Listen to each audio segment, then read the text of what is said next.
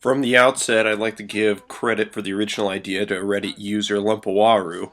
And this theory goes that the most universally despised character in the Star Wars franchise, Jar Jar Binks, actually had a much deeper storyline that was never realized and was a Sith Lord and Force user. Now, if you're like me, your initial reaction may be, well, there's no way that could be possible. But there's actually a few compelling scenes in the movie that provide evidence for this theory. So let's take a look. First, I want to look at how Jar Jar introduces himself to the other characters around him. So when we very first meet him, he's being rescued by Qui-Gon Jinn. And this is Jar Jar's way of forcing himself into the lives of the characters, because Qui-Gon just wants to leave him after the initial rescue, but Jar Jar demands that he stays with him. Oh no, Mr. Stay! Mr. called Jar Jar Binks. Mr. your humble servant. That won't be necessary. Oh, but it is. It is demanded by the gods, it is. It's not just with Qui-Gon, we also see Jar Jar do this with Anakin. We see Anakin saving Jar Jar from the confrontation with Sebulba, and then again later on, whenever his hand is stuck in the pod racer, Padme comes along and saves him. So he's putting himself in these vulnerable situations so the other characters don't see him in a serious light. After Jar Jar has Qui-Gon's guard down, then he's able to convince Qui-Gon and Obi-Wan to join him to Gungan City. There's something kind of weird going on. He says he's been banished and they tase him whenever he first gets there, then they put him in handcuffs. But Jar Jar is able to convince the Jedi that they should take him with them as they travel through the planet's core. Qui-Gon reasons that they'll need a navigator, so why not? Now, as they're going, they implore further as to why Jar Jar was banished, but he deflects it, simply saying that he was banished for being clumsy, and it's a complicated story. But again, because we don't take Jar Jar seriously, the Jedi are willing to accept this response.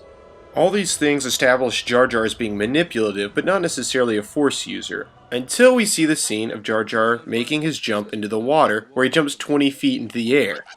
Any other time that we see a character do this, we would assume that they're a Jedi. In fact, we see Obi-Wan do this exact thing whenever he's fighting Darth Maul. Later, it appears that Jar Jar has no trouble being just as stealthy as the Jedi, but as they approach to surprise the droids, Jar Jar botches his jump. Now, if we look more closely at this, Jar Jar doesn't actually botch the jump. He grabs the ledge. Now, he should be landing to Qui-Gon's left, but he actually lands to the right. Again, he should be landing to Qui-Gon's left. But he ends up falling to the right. You say, well, it's an animation error, but if we watch the droid fires on Jar Jar's initial position, he fires right there on Jar Jar's initial position, then turns his head to where Jar Jar falls. Now we see this exact kind of thing, grabbing the ledge with Luke Skywalker in Return of the Jedi on the barge scene, and we also see this type of jump whenever Obi-Wan fights Darth Maul in this movie. Again, we see Jar Jar's skill on the battlefield whenever the Gungans fight the droid army. And it's easy to write this one off as, oh, Jar Jar is just, it's dumb luck, and everything he does just happens to work out. But think about what's already been established in the original trilogy by Obi-Wan. In my experience, there's no such thing as luck. The fact of the matter is, once we get past all the goofy antics, all the comedic relief of the character Jar Jar, what actually happens is Jar Jar is a one-man wrecking crew. He takes out several droids, even some of the destroyer droids that both Obi-Wan and Qui-Gon have trouble with earlier in the film, and his blunders end up taking out several different tanks as well. So I'm not so quick to write some of these things off just as luck. I think that Lucas may have actually had purpose with some of these things. Some other scenes that show a potentially nefarious side of Jar Jar are whenever we learn that the hyperdrive's been broken, and Obi-Wan relays this news to Qui-Gon, to which Qui-Gon responds, That'll complicate things. Be wary. I sense a disturbance in the Force. I feel it also, Master. Some theories have it that Jar Jar himself may have interfered with the hyperdrive's functioning in the scene previously whenever we see him being interrupted by R2 and he reacts, again in his typical fashion of being surprised, but maybe he had something else going on there. Also, in terms of there being a disturbance in the Force, the immediate thought is, well, of course we know Darth Maul, but Darth Maul doesn't actually arrive there until later on. So, might it be that the disturbance in the Force that Qui-Gon is sensing is due to none other than Jar Jar himself?